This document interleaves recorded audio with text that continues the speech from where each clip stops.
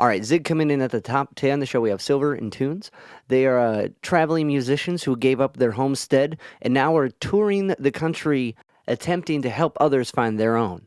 And they're doing this by taking the DIY punk attitude, playing in venues that aren't venues, and donating a portion of the proceeds from the merch sales to various charities along their tour. They're playing this Saturday in Cleveland at Kerruish Park, 7 to 2 p.m. Free access to the show and free food. So, Saturday from 7 a.m. to 2 p.m. If you guys are not doing anything, I recommend checking out this show. They're two very inspiring individuals, and we get into their leap into their creative field, as well as what inspired them to do this charity approach to shows. Also, if you can like, subscribe, rate, review the podcast on all the podcast platforms, it helps me keep talking to cool, inspiring individuals like Silvr Tuune. So, without further ado, Silvr Tuune. What the significance of 90210 is? 90210? Yep. That is. Oh, so that is Can I cheat? Well, 90210, I know that's Beverly Hills, but for me the significance is my name came from a character, partially from a character that I loved. Her name was Silvr, and I just really loved that name ever since I heard it, and I was just like, I love that name. Like, I was thinking, like, I'll my nickname, maybe I'll name my kid that nickname, and then one day it just came to me like, you know what, that could be like a stage name for me, especially once I kind of tied it in with some of the other things that it kind of stood for Silvr. So is that where you were going with that? Yeah. I don't know. It came. I usually with since this was kind of a quick rush thing, I usually get to spend a lot of time and do the deep dives and try to find the do you remember these questions? But like that came up. I'm like, I wonder what that's about. And I should have put it together that it was 90210. I just didn't read it like that. I'm like, what? Oh, wait, where did you find that? Because I don't even remember. Did I put it in my bio or something? I don't even remember. Was it in my bio, or I had to even think about it. Like, where did that come from? I love that show. Okay, yeah. That's fun.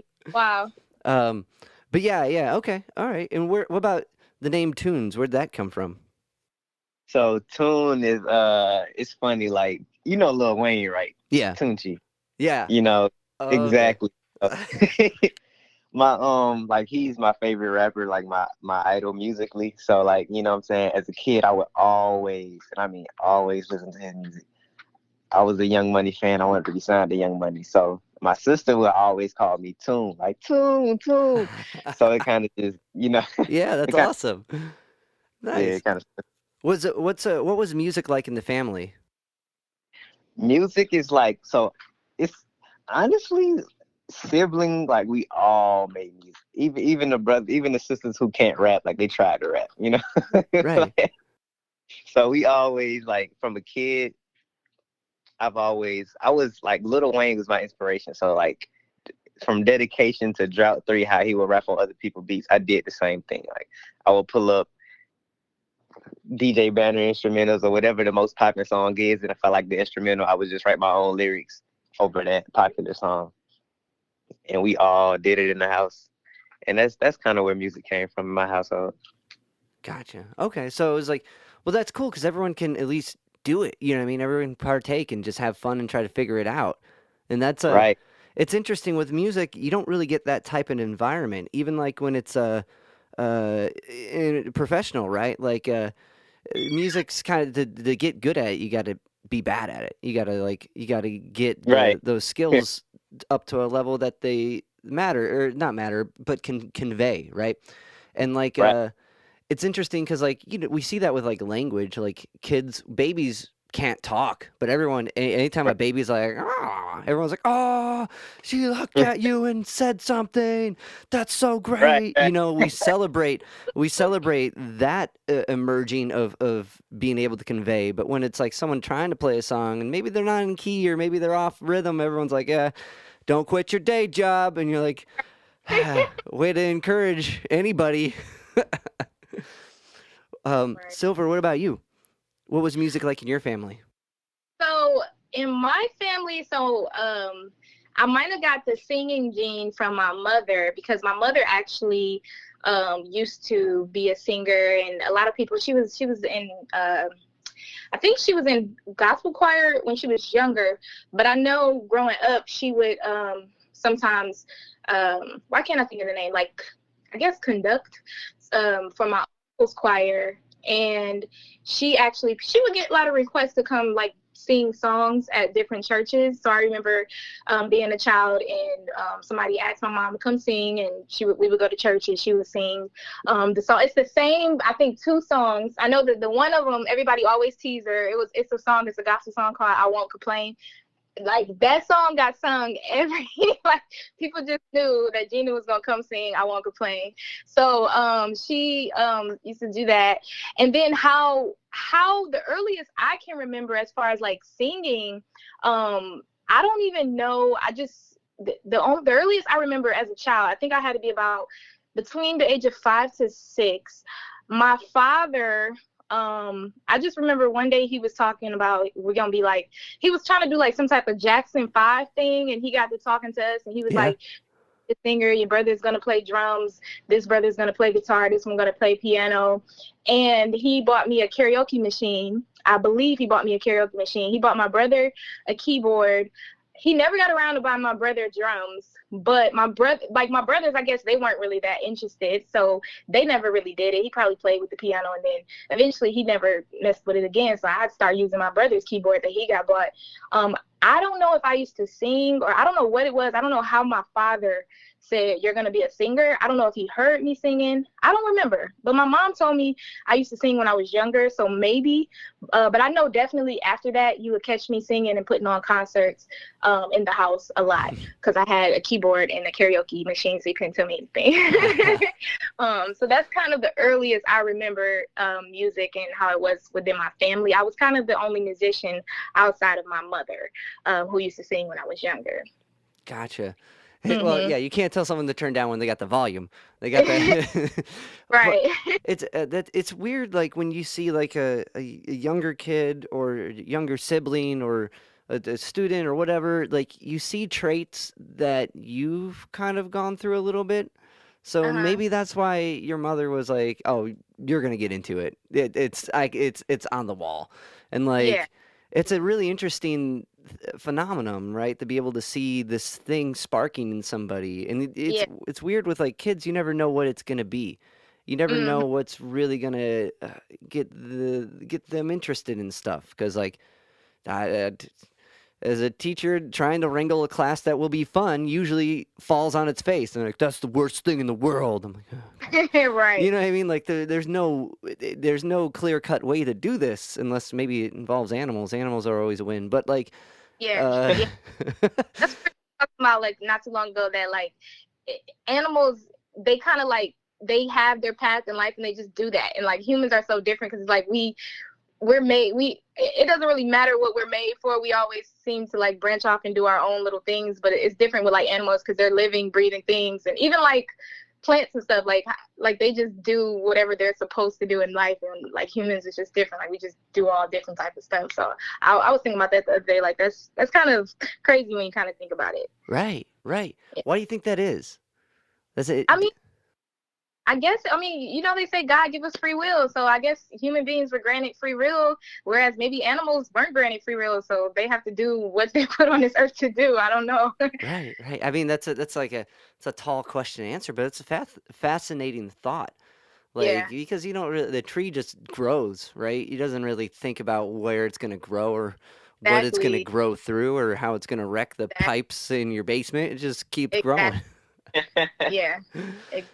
Oh wow, yeah. That's and like, and maybe it's like the social like aspect of people. You know what I mean? Like like kind of on that thought. I was reading I think it's a bit from Hegel, uh, philosopher, like about uh, people. We don't how we identify ourselves is through how others identify us. And I Mm, think he called it the reflective. There was some other name for it, but like we mm-hmm. like you were a musician maybe because everyone kind of told you you were, and you're like, well, that's how I'm perceived out of my perception. That's how people see me. Yeah. So I guess I am a musician. You know what I mean? Yeah. Like, how often do we define who we are? And as much as we think we do, I think like once it becomes outside of ourselves and people are like, oh yeah, yeah, you guys just straight up dropped everything just to do music. You're musicians. Well, Exactly. I was doing that before I dropped everything, and now that's what clarifies me is like the social Yeah. perspective of it.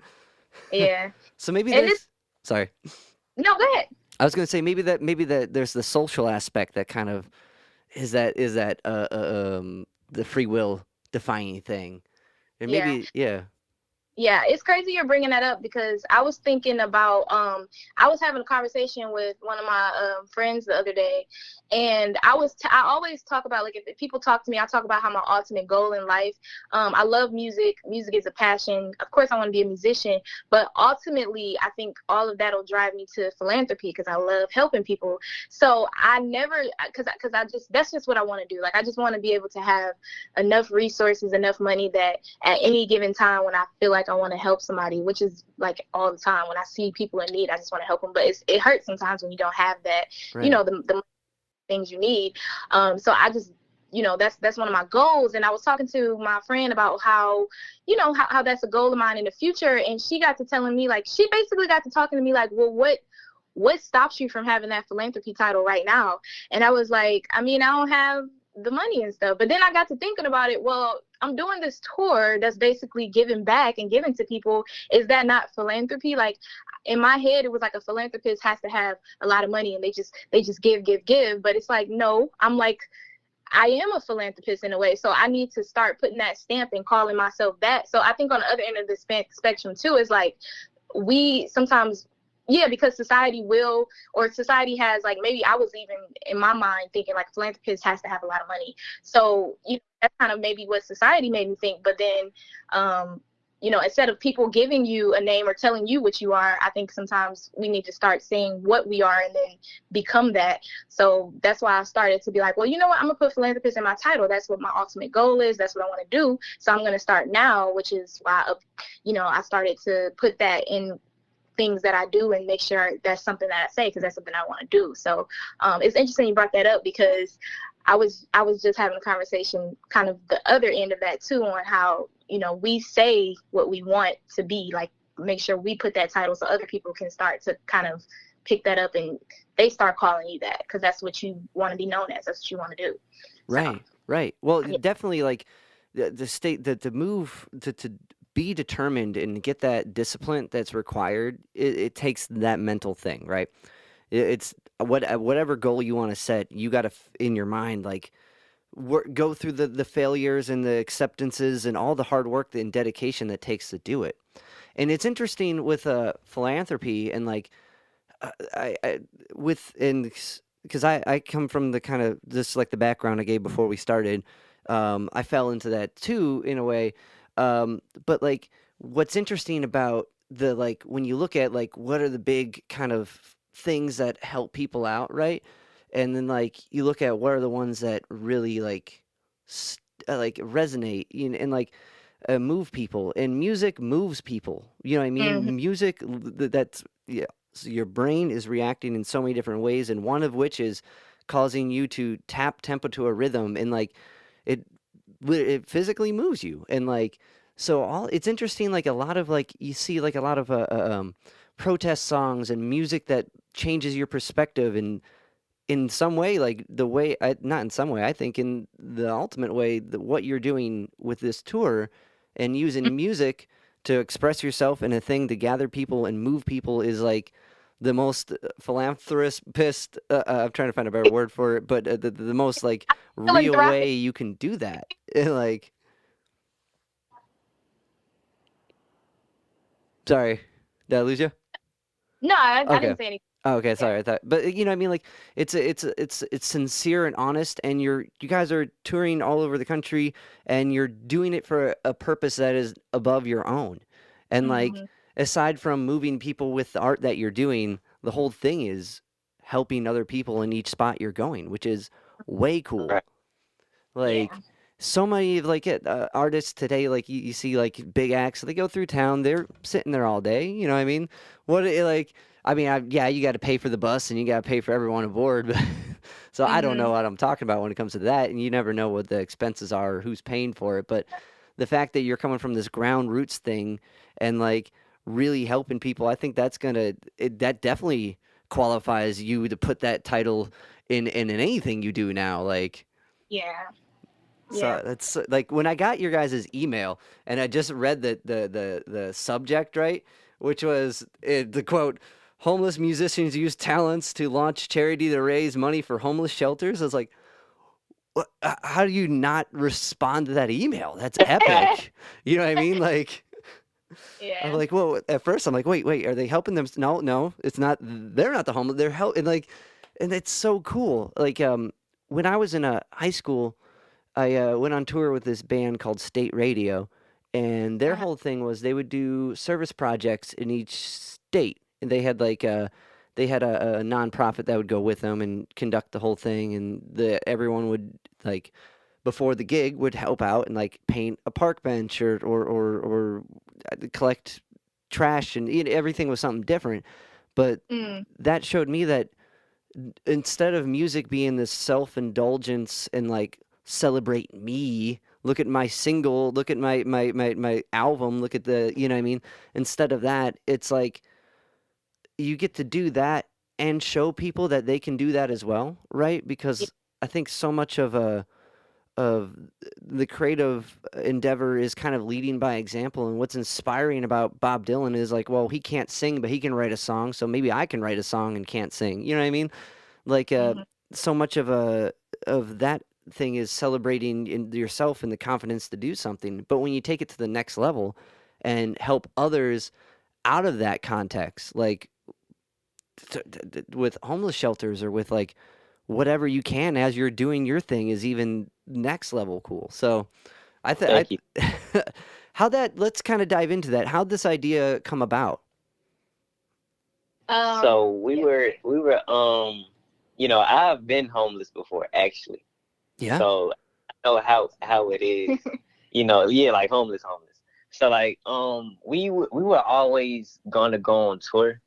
Yeah. And we how did we We were like talking about the tour, and I don't honestly, I can't pinpoint exact. Well, we were talking about the tour, and and we were then, trying to find events like stuff to do throughout each state. So it's like we're gonna do this, but we're I gonna don't do think this. that was part of it. It was I think it became because we were talking about how like we would be homeless technically, and then some type of way we did we try to think like we want to give back or something first? I don't exactly remember what pinpointed the giving back in like the homeless shelters, but I know it has something to do with like because we were selling everything, we're gonna be homeless, and then some type of way, I think Toon said something about maybe helping other homeless people, and then we just started exploring that whole option and was like, yeah, why not every city we go to, we can link up with a homeless shelter that we can use this, we want to promote our music anyways, and we're already out there doing that. We can use the platform we were going to build for ourselves to raise money for, you know, um, other charities and other communities, not other charities, well, I guess it is a charity, but homeless shelter in Homeless different shelters. communities, to kind of help people who could, because as I was kind of saying in the story that I was telling about it, even though at this time we're homeless by choice, we gave up everything, we don't have a stable home, but we understand like for the average person who's homeless, it's definitely not by choice. So how can we help them a little bit more as we go through it? But do you remember exactly what? Yeah, I think we was just looking for stuff to do, and I was like, we should donate. We should the concert. I think the concert was like the icing on the top, but I was definitely like, we should Yeah, it donate started to a off homeless just like, charity. yeah, I think it started off just like he was saying we should donate to one or give. I think I remember because we have product lines too, and like merchandise that we want That's to what it was. go Yeah. about and sell. So we were talking about, hey, we should take some of this money that we're making and donate a portion to the charity. I think he brought that up, and then I was like, well, let's just make the whole, like the whole event, the whole concert that we're trying to plan and everything about them, and let's just raise the money for them. Like, we're not in it for the money anyways, per se, music wise. The reason we were planning the tour was it wasn't about the money. It's just, of course we wanted people to hear our music, but now it's like, this is about other people, and all these different homeless people, and raising money for them. So that was an even greater cause. So I was just definitely on board from there, and like, trying to see how much of an impact in each city we can make, to help other people while we're there. So that's kind of what it became. Right. That's awesome. No, it's super badass. And like, I think it's really cool that you put out by like in the bio, in the description, that you guys are doing this by choice, and you recognize that others don't. And like, I guess that comes from the firsthand experience. But like, but I think that's so important, because it's not like it puts right out there that it's an honest thing, that you guys honestly want to help while doing your art. And like, and it's with that, like it becomes like a, when it comes to like some of these bigger places that donate and help out, it becomes such like a bureaucracy. Like, well, is this money going there? How's this working? But when it's just the two people running this whole thing, which means you have to reach out to each shelter in every city you go. So that requires a lot of email and a lot of waiting and a lot of extra work, aside from trying to put together the venue, of which the Cleveland one's a park, right? Yeah, it's at Kerruish Park. Okay. Yeah. Which I think it's even cool, because that's the complete DIY. Like, we don't need a venue. We're going to take over this park, and it's going to be open, and you guys got free food and stuff, right? Yep. Yeah. That's so sick. And like, it's going to be this huge thing that's welcoming to so many people. And I think that's going to be, those type of shows and events are so much more, or have so much more impact than like the traditional stale, like, well, did you talk to the promoter? All right. Well, do you have any ideas for opening acts? Oh, you don't. Yeah. Okay. Well, let's see. We can do something in next September. And then you email them next September, and they're like, well, you didn't email soon enough. You're like, what? Yeah. I emailed last September, and you told me the email. Like, it's such a bureaucracy of just, even with the performing part.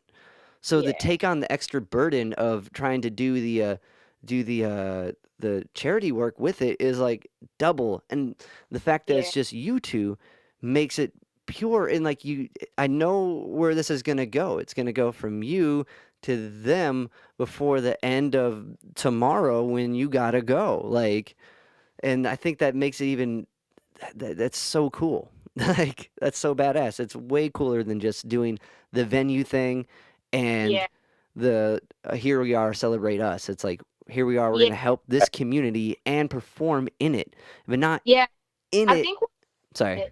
No, go ahead. Sorry. I was going to say, not in it in the sense where you expect it should be. It's in it. Mm-hmm. Yeah, I think we're going to try to stick with the park too, because and we're still working on trying to see how we can because of course, because there's people that are homeless, and then there's people that are like, they struggle with it, getting food day to day in certain communities that they might not have a lot of resources and money to even like know where their next meal is coming from. But with it being at a park, I'm hoping that that's why I don't really want to have it at the most uppity park in Cleveland that I could find, beautiful, pretty, where there's not a lot of people who are struggling or lacking in that community. I wanted to try to find it somewhere near a community like that, so the people actually in that community that they might be low on food, and they can come get something free, some free food, and even people who are homeless can feel free to just walk into the park and just come to the food station and grab them something to eat, because we wanted to make it like that, because I don't really know how to reach out to, I know I can let like maybe local shelters in that area know, hey, can you tell some of people who come there that they can come down and get some free food between X and Y time. But I like the idea of it being at a park, because then it's just like, somebody, someone who actually is homeless and don't know where their next meal is coming from, could just happen to be walking past and see, like,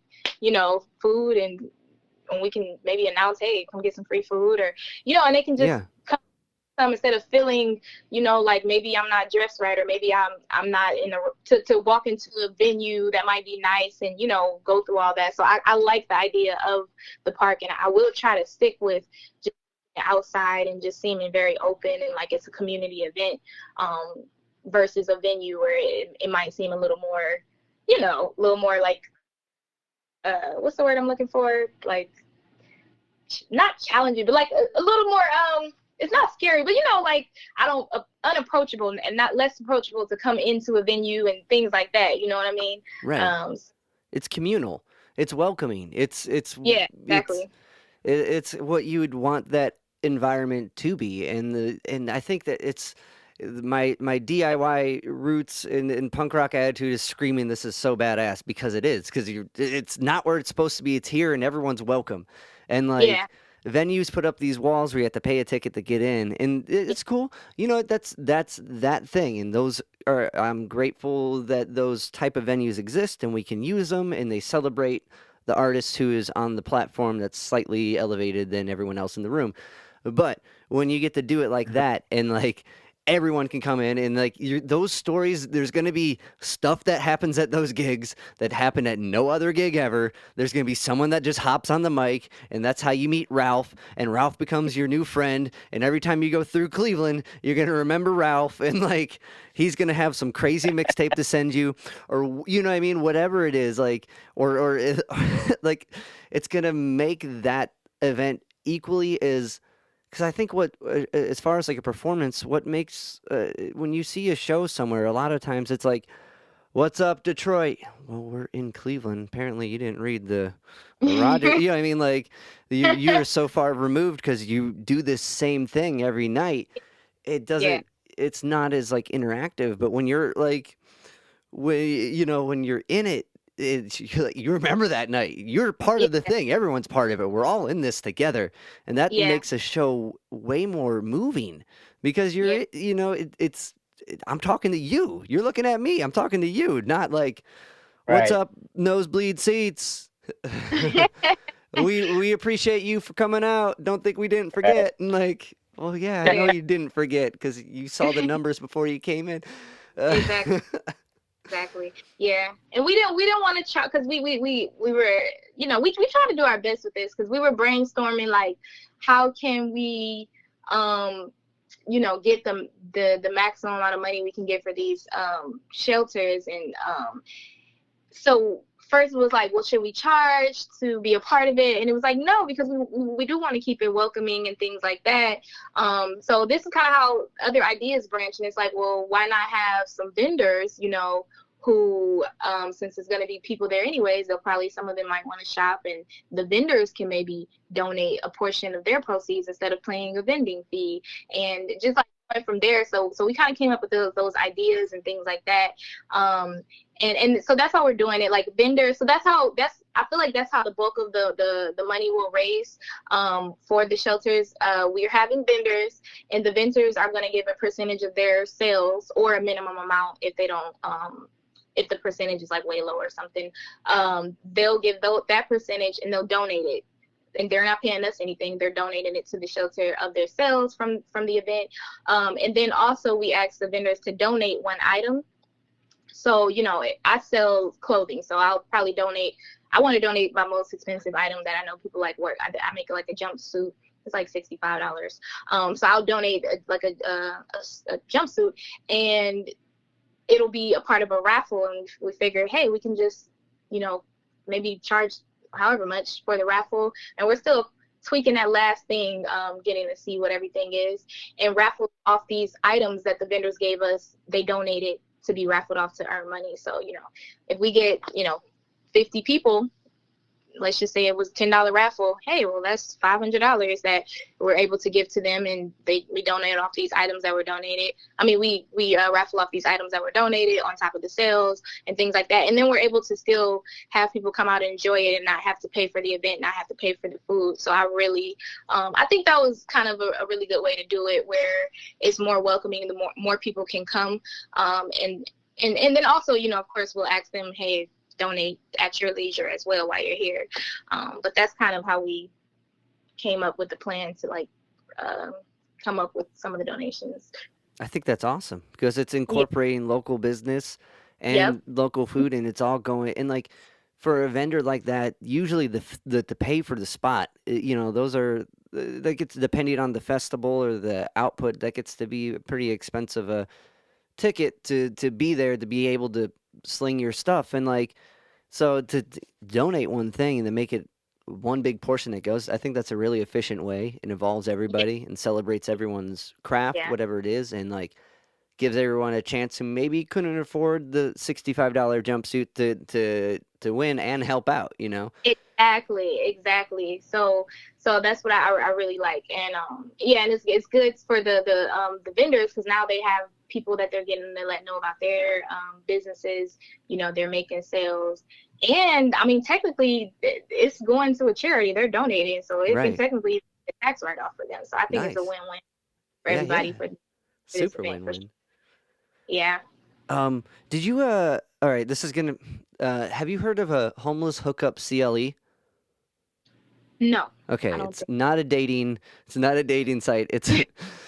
it sounds like one though. My friend, he does this. It's called Homeless Hookup CLE, and he decked out an RV, and Mm, like he made the front part of it kind of like a mini like what's the word I'm looking for? Barbershop, salon. Like it's got a mm, sink and like you can get a haircut, and in the back he's got all these donated clothes.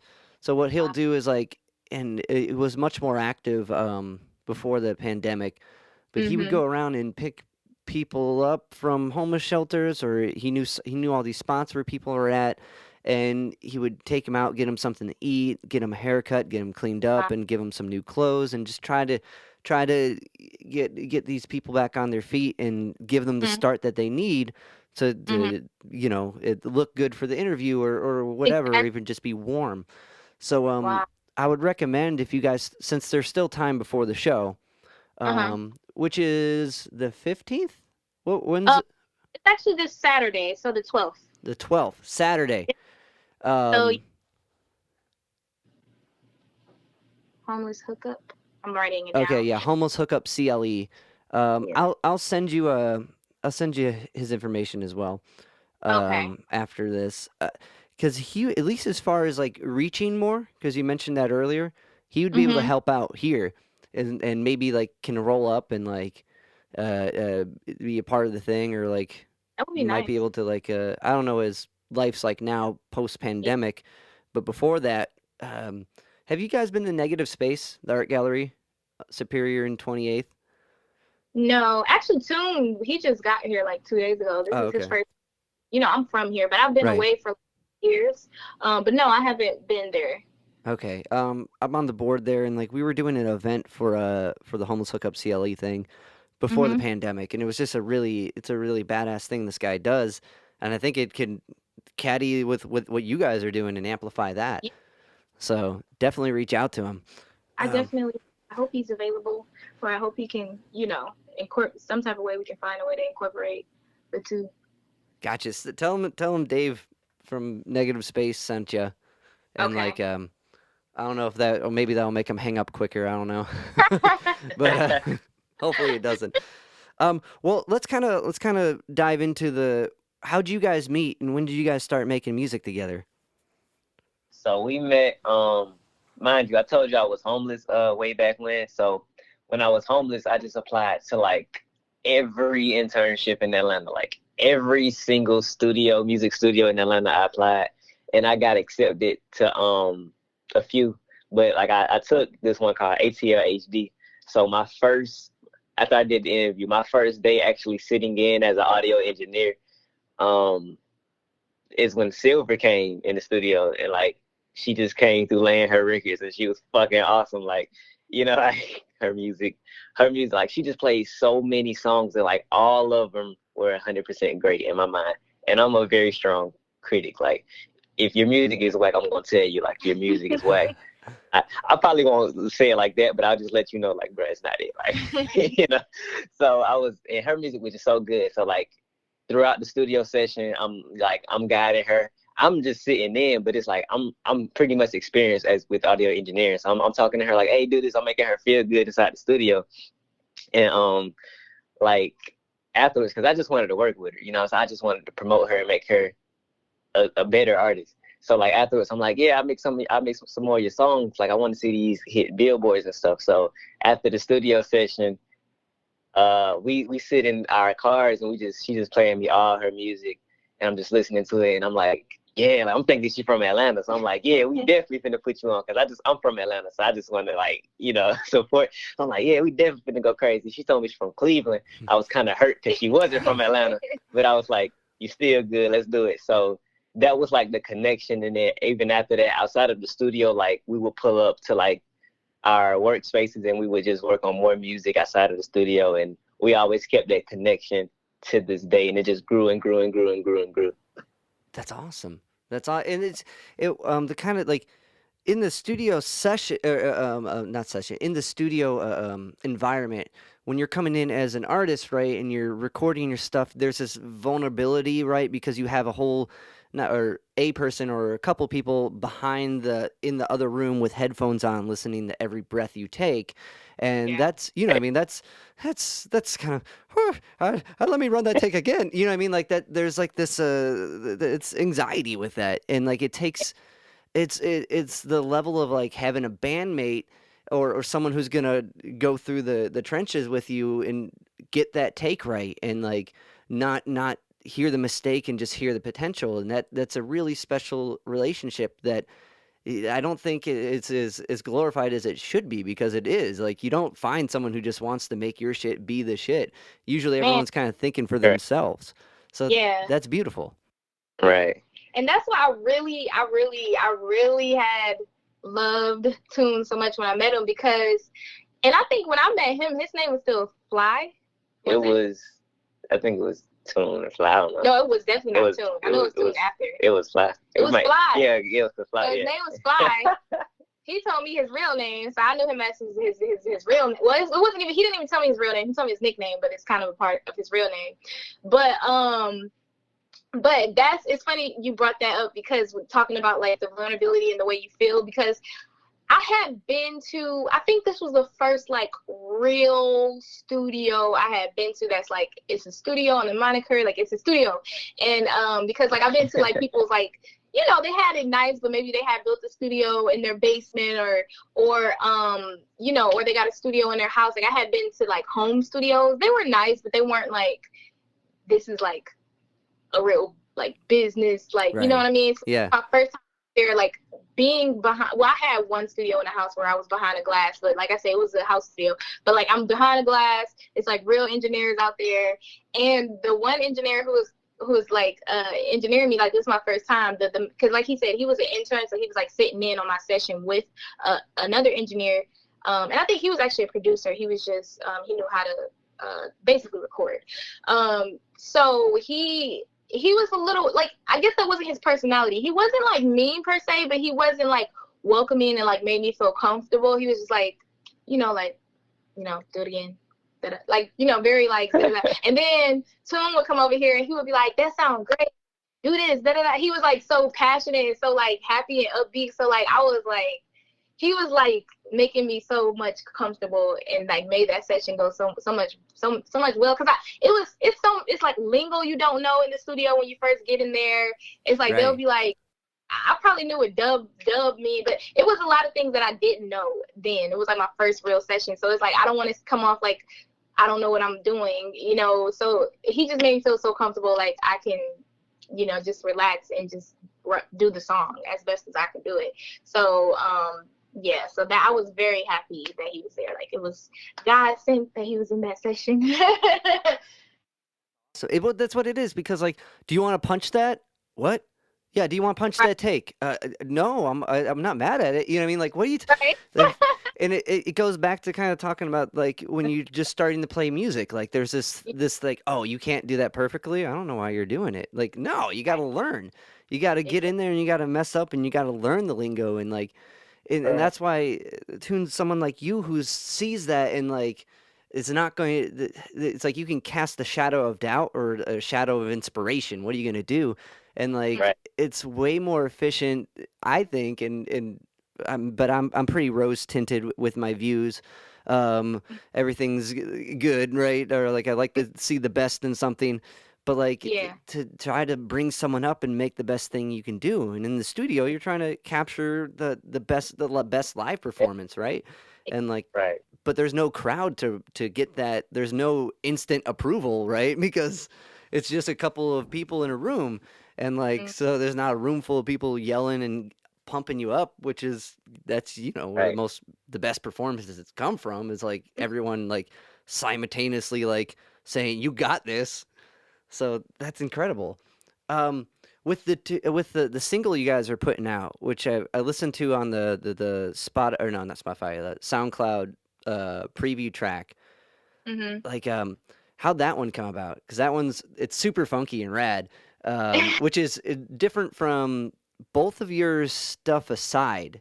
Like I listened Yeah, to a couple tracks I can Yeah. find on both your websites, and it has much more of like a kind of an old school vibe to it. yeah. Um, what brought that around? Well, it originally was a track that I was doing. I was because we had built a studio in like an actual booth. Like him and his dad built it in the apartment. So we were in this like the studio, which is like in the living room, and I was just like listening to it's a YouTube beat. So I was just, but me as an artist, I try to pride myself on being very versatile. So I haven't released a lot of like I have rock songs and things like that I haven't released. So at this point, I remember I was like, okay, I've done a lot of rap and hip hop lately, R&B. Like I'm ready to do something different. Like so I'm looking through some beats and I'm trying to find something that's not just R&B, that's not hip hop. That's I mean I try to find something that was like I felt like that gave me like a it got like little MJ, like Bruno Mars, like Right. Weekend. But now I don't know about the weekends, but like Bruno Mars, like a little Daft Punk, like a little groovy. Like it was different. Like it wasn't like something that I had put out yet or done. So, I was just feeling it. And then I got to writing the hook and doing my little ad libs in the back and da da da. And Tune heard it and he was like, "Man, you gotta let me get on that. You gotta let me get on that." So yeah, then I let him on it because like I with almost every song I do, I don't always do it because it's a time and a place. But since I sing and I rap, I try to do a little bit of both. But sometimes it's just a mellow song where I just need to sing, and then sometimes it's like, well, no, let me get a little turn up a little bit and rap a little bit. So that was one of them. I really set out in that song to like be as versatile as possible. So I kind of sung on the hook a little bit and then rapped the verse, and then Tune jumped on and he rapped his verse and had a lot of energy, and you know what I mean. So I was like we were like, yeah, we got to do it. So we got a video to it and stuff too. So I can't wait to release that. But yeah, it was very fun. It was definitely something different. Yeah. It definitely yeah like I was saying, out of all the work I've heard of yours that's out, it definitely hmm sticks out. When's it hmm when's it drop? Does it drop this week? I can't. No, actually, it doesn't drop until man, that's a good question. I think I had it on. It was like August 14th. I could Okay, be. okay. I'm gonna check it out while we're on the phone really quick. While we're talking, and I'll put the official date on there. Okay, cool. Fine, but it's like I think it was like mid-August. Let me check. But yeah, it's I've delayed it a lot. It's been a lot of stuff, but I'm just very happy that we're doing what we set out to do now, and everything is just falling into place. Let's talk the kind of what was the like the big jump to was it was it like time in the pandemic to self-reflect? When was the like we got to do this and go all in? Because in your bio you have this story about you're coming from a pretty solid gig, making pretty Mm, solid dough, and mm, like to just jump headfirst in the music. I mean, it's a big thing, or just fill in the blank for creative expression when you dive headfirst into it, and like like there's a certain mental break and mental in a good Yeah. way, like this is what I Yeah. gotta do. Yeah. Can It we, was. what was the moment for both of you guys with that? Well, I'll start and tell mine, and then I'll let Toon say for him. But for me, I got to the point where I was tired of being tired of being tired. And Right. what I mean by that is, it was like, I'm so tired of people hearing my music or hearing things and saying, man, what are you waiting for? You should be this. And I'm like, well, I was like waiting on a perfect moment. I was just waiting on the perfect amount of income so I can, get the studio sessions I want, do the videos I want. So I was just so tired of waiting. And when you're waiting, the only thing came out of it is I noticed the more time I wait, the more liabilities and things I would accumulate that just makes it take even longer. Like the more, the more money I get, the more comfortable I get, the more it's like, oh, I'll do it later on, or I'll do it now, or I'm just gonna get a little bit more money. So it's like I just got to the point where I'm so tired of having all of this talent and having so much to offer the world, and I'm getting older, and it's like I'm so tired of saying tomorrow. I just got tired of tomorrow. Like I just got so tired of being like, I'll do it later. I'm waiting for this day. I'm waiting. Like it's just like no more waiting. Like whatever you have now, just do it. Because I had came to Atlanta, and that was supposed to be when I got started on stuff. And then even when I got here, I looked up, it had been a few years since I've been here. And it's like, what am I waiting on? What is the point? That's what I came here for, to get away from that. So I just got so tired of that. And one thing that in Tune he thinks is like, I told you this, why you wait to hear it from him. But we were riding in the car one day, and he was playing Logic. We were listening to Logic's album, and he listened to it. I heard different albums a lot, but this is one time I just remember we were riding doing something, and Logic was saying something. I think it was the end of some song. If you know it, say it. But he kind of was just doing like his like outro where he was just talking about this and that, and just it was Logic's last call on Okay. Young Sinatra. Okay, so Logic's last call. So he was just kind of just talking, and one of the things he said was, he was like, I feel so sorry. What did he say? He said he feels so sorry for people who make excuses, because it's the way he said it, and I just really felt it when he said it that one time I was in a car. He was like, because he was basically saying like, it's just never going to happen for you. I just feel so sorry for people who make excuses, because it's just, and that's basically it just dawned on me, like I am that person. I'm making excuses.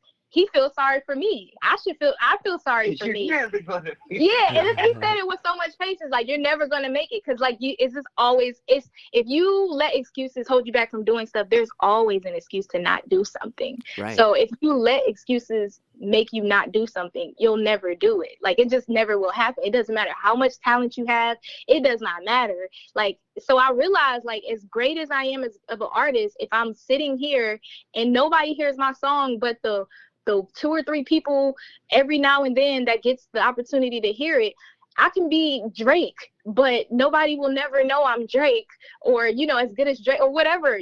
Nobody would have never known Drake if nobody ever heard his music. Lil Wayne, the Beatles, nobody would never know who they are if they never put anything out, because they keep making excuses of why they have to wait. So it just really stuck with me. So if you ever hear this, Logic, just know you did what you needed to do on that last call.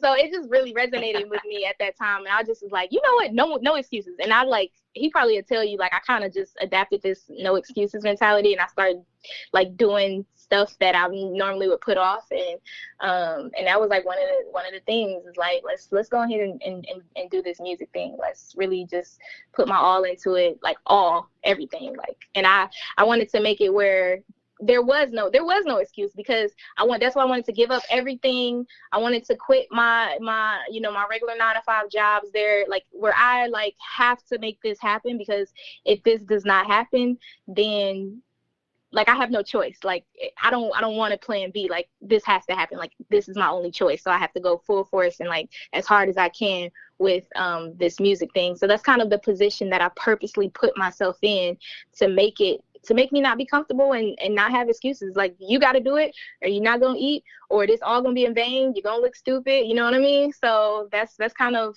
that was my build up to my to everything coming to where it's at. And I'll let Tune take over for there, but that's kind of what it was for me. Logic is one of those like posy vibes. Like he's like he's very inspirational in like in the go do it attitude, and like Yeah. that's awesome. That's definitely why he put that on that track. You know what I mean? Like for that Yeah. exact moment, and like that's so Yeah. cool. Yeah, and I can only hope that, one day I do the same thing for somebody else who wants to do, because that's kind of my is the word to use, mantra or whatever, but that's kind of my thing as an artist. Like that's what I stand for. And it's so funny because I would say that I would encourage people so much to follow their dreams and like not make excuses, right? But I'm the one who's doing it, so I was like, being a hypocrite, I guess, because Right. I am very big on that. Like when people come to me for advice and stuff, and I'm very big, like I don't just, tell you to just quit everything. Of course, make a plan, but make a precise action plan that can get you where you're trying to go. That's going to minimize the excuses to not get there.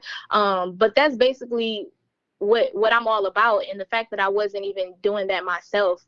So now I'm just really big on it. And it's just like, whatever it takes, because you only have one life. So do what makes you happy, or at least do your best to make it. If it doesn't happen, sometimes it's life, but you'll live with no regrets, and you'll be able to say, I really gave it my all. And one thing I'm finding out in life, if you really dedicate to something and give it your all, 9 times out of 10, I see success come out of that, because that's just the way that the world works. It's like, you put your all into stuff, really try, you really do it.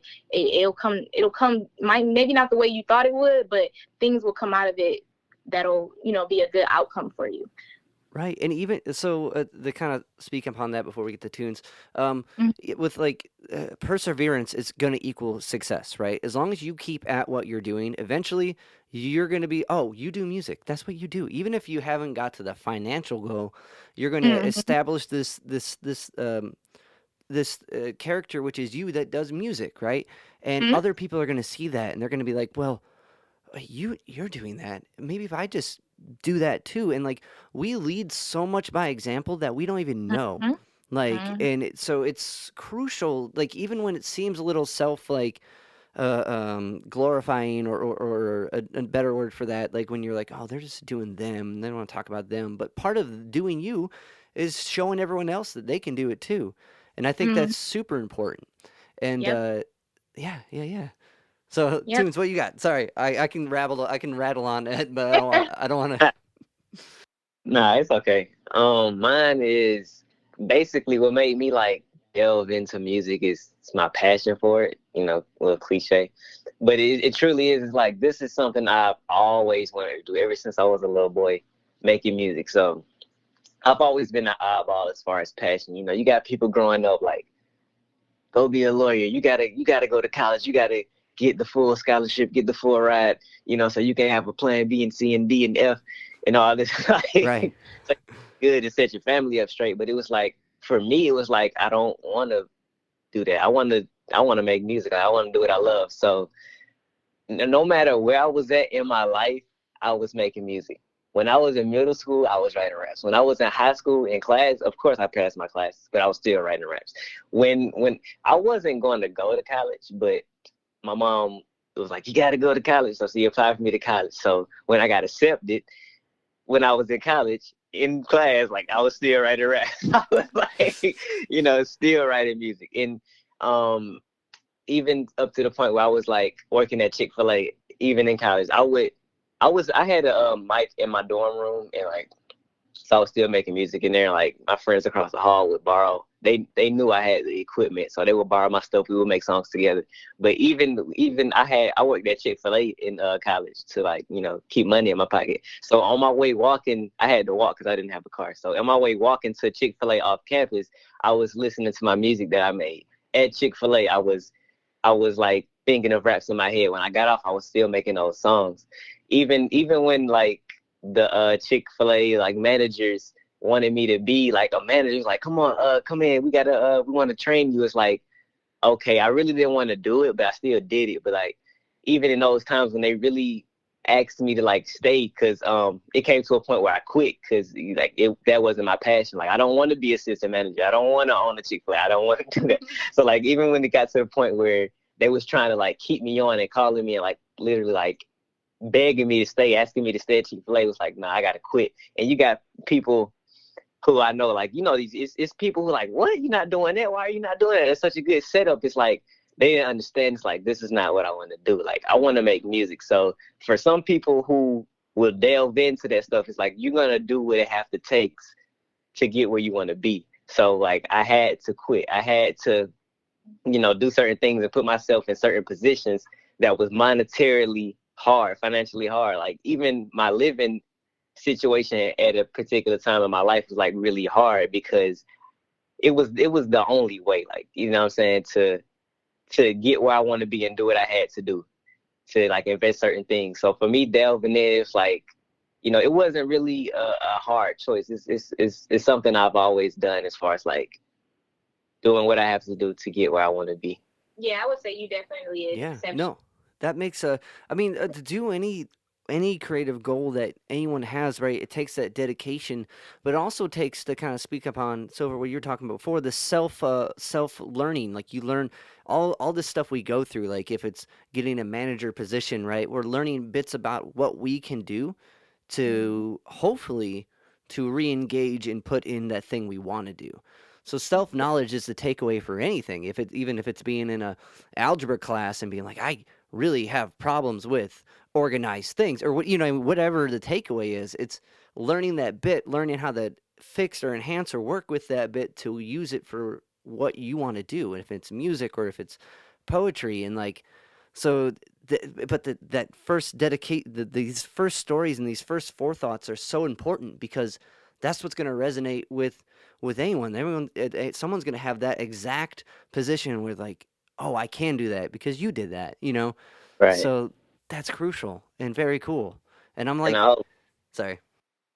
oh, sorry, I want to say, I hope a lot of people, it's a lot of people with talents and it's a lot of people with passions, whether it's like cooking and you're a chef and you really want to be a chef, but you just don't think you can do it because you got your Ramses in here. Not throwing no shade, but it's like, because that's not shade, but it's like you got other people Right. who are just like really good at what they do, and you don't think you have a slot in it. Like I just hope like even what I'm doing maybe can like give some people inspiration. Like, you know, I'm just gonna do it because like Silver said, you only get one life. You know what I'm saying? You know this. You only get one life, and like once you die, like you're over with. It's over with. So just live life your best way and do what you want to do. Right. No, agreed. Before we kind of wrap it up, you have a cartoon in the works? Oh yeah, I do. What's that about? So, oh man, it's funny. Let me tell you the story of how it arose. So, I'm a performer. So, I go to dance class. Like post pandemic, ever since the pandemic, I stopped. You know, because everything was closed. But before that, I would go to dance classes a lot and dance. So I met this girl there, and she was a dancer, and like she was really cute. So we would dance together. We would flirt here and there and all this. And I kind of like took like the left route when I sent her a text message, and I was like, why did I send that text message? This is like the bad text message to send. And I was like, that's some douchebag stuff. Like I shouldn't have said that, and I know I did. I know I shouldn't have said that. So I apologized to her and all this stuff, but like she just never texts me back. She never texts back. And I was like, man, that's a douchebag. So at that moment, like I'm real creative and like real cognitive with what I do, and I'm very good at like taking things in certain situations and creating it into art. So like I was like, that's why the name is Douchey McDoucherton, because that that was some real douchebag stuff what I said and did, or what I said in the text. And I was like, I found a way to turn it into a cartoon, and now the cartoon is about a guy named Douchey McDoucherton. He's just a complete douchebag, and he goes around town and he just wreaks havoc on the whole town. And like he has friends, and it's ironic because one of his friends is like a good person, and his dad. You know, I'll leave it to the cartoon, but basically he's a douchebag, and that's where it came from. It came from me being a douchebag in person, and I just turned it into a cartoon. That's sharing those experiences and learning from them and having fun with it in a creative way. That's awesome. Yeah, right. Thank When's that supposed to come out? Because like on your website it said too, it wasn't out yet. coming soon. So Yeah. yeah, I'm looking forward to next January. That's when I'll probably like release the first episode. Okay. Sick. That's a lot to Yeah. do to edit stuff like that and animate it. It's not even Yeah, just editing the sound, which I'm gonna do when we're done here for this. That takes equal amount of time. You put double in what you initially do, and like, so to do something yeah, animated and move through all these frames, you're like, man, now I have like a bunch of respect for all the cartoons I grew up watching and being like, there's no new episode this week, like, right. Bro, you look at everything differently. Like, when you're a creator, it's like you look at stuff through a different lens. So right. I try to look at cartoons the same way, but now that I'm looking at cartoons, I'm looking at the editing and the way they move and stuff. It's just completely different. Right, it's a new perspective and that's I guess that's the beauty like about just education in general. To kind of put that in a general statement, the more you learn about a thing, the more you have appreciation for the things you never noticed. Like, I never Right. really cared about crown molding or gravel, but now that I know that, well, that comes, whatever it is, there's this enlightening thing, even if it's just like, oh, that's a lot of work. Even if it's not a good enlightenment, like there's little sparks that come from that. Well, guys, this has been an excellent conversation. I'm really glad you hit me up, and I'm really glad to have gotten that like epic subject of an email, and like like super stoked that you guys are doing your passion and helping the community. One more time, can we plug all the specifics, times, and everything for the event? Yes. So the event is at Kerruish Park um on June 12th, which is this upcoming Saturday, and it's from 7 o'clock to 2 p.m. There will be live performers, there will be free food, and there will be vendors, and it's all going to the St. Herman House, Cleveland. I think they say Focus, but it's the Cleveland location. And they provide, if I correct, I might have to correct myself later if I'm wrong, but I want to say they provide food 7 days a week. I'm pretty sure they give out a meal every single day, which is amazing. And I know that they house some people, but they mainly feed the homeless as much as they can. So I've even been there at one point in time, and they were all very friendly. When I used to do this, other organizations that help get the phones to people who are below a certain income threshold, I used to come through there and kind of make sure people have their phones that they were eligible to get. And I was able to be there, and they were very welcoming. They even offered me some food and things like that. And I was like, wow, this is a great place. And it's very welcoming, because sometimes you go to like shelters and things like that, and the staff act like they don't want to be there. It's just a job to them. It's not a welcoming place. So I really appreciated that, and I thought it was a great thing. So when I was looking for something in the area, when I saw them, I didn't remember the name, but I looked at the house because I remember like that's where I was. So I reached out to them, and they were like more than happy to take any donations that we can give to them. And so I was happy about that. Yeah, and I'm trying to think. I got the time. My social media is Silvr is Key, SilvRiskee. If anybody want to check that out, message me, anything like that. I'm just trying to make sure that I gave you everything as far as the tour goes. I think that's it, the event, right? Right. Any other plugs for anything Yeah. you guys are doing? What else you got? Yeah, I checked the Rock Your Body. That's going to be released August 13th. That'll be Perfect. released on all platforms. So make sure you guys follow me. Tuune, y'all didn't get a chance to get into that, but he's not a big social media person. It's kind of like, I guess it's not even just his persona, it's really who he is as a person. So he does not have an Instagram. Well, we're gonna get him one. I'm telling him, like, I know you don't like it, but it's kind of his brand and his story. Like, he's just not into that stuff, you know what I mean? He's just all about the music. He's not really about all the other. So he doesn't have a social media, but he does have his website, btntuune.com. And I'm just trying to, I think I pretty much got everything. We do have some music out on SoundCloud, a little bit out on YouTube. But to be honest, this is where I'm really starting. Anything that I have out is really was just getting my feet wet. I haven't really birthed like my material that I really want the world to hear, like my babies. So Rock Your Body is going to be one of the first. And then from there, like anything I have out was just really to like get my feet wet and just be like, I put something out to make myself feel good, to not be waiting. You know how I told you I wait. Right. It was, let me find something that's probably not going to be on the album, but still good. And let me just release that.